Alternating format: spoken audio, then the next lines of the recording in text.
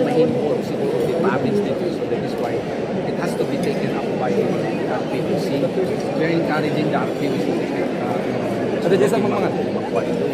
mag-take up dito, itapno digay buwangan mga province kat before I was encouraging mga pati-DJ security arrangement yamin at dati PNP jay banda ti Kalinga side dami ti PNP banda tiket ni kuma kat may sa kuma and it will be taken up by either the Philippine Army at neutral at may sa force order so that they can prevent the mountain province or the Betuagan coming in and then the move na yung the part of Kalinga tapos the army kumati magbantay dyan the boundary. At least the way we see it kasi kung ma-prevent ka niya kaya dito yung loss of life. Kasi dito lang mo tinuwasan tayo dito yung dati madangran nagkakasin na dito ang tao. So for the last PPOC meeting we endorse ito at and we are expecting kayaman na kami at we can give more additional data na pwede mapapalitan. With the recent do you consider na siguro the peace agreement yung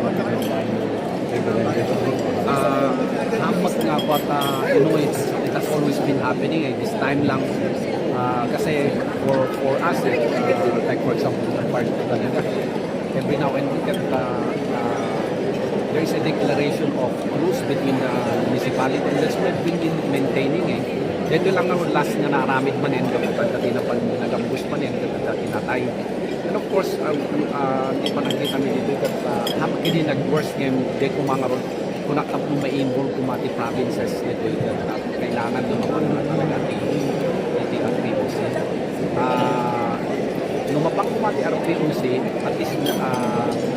halang na DJ ko pati kumati other national agencies and there's even a move ano talaga huwag at mabalik ng ipan DJ Congress na yung Congress mo na mag-pick-up at least mag-provide na may budget for this because kumaminsan dito hanapan nga naman yung maintenance dito ka di logistics kumaminsan dito pa ng maintenance dito are you hopeful next several months? Yes, that's what we are nititikat yung other kapiyakin tayo student especially we were just declared as SSIPS SI dito insurgency we do kasi lahat madititsura ng insurgency namin dapat dito para aramin dito yung try so ang napintas na itsura so napintas ko man dito may sabi dapat natal natin hindi yung kongreso tayo tumatingin kita tayo. Thank you, sir. Okay, sir. Sige.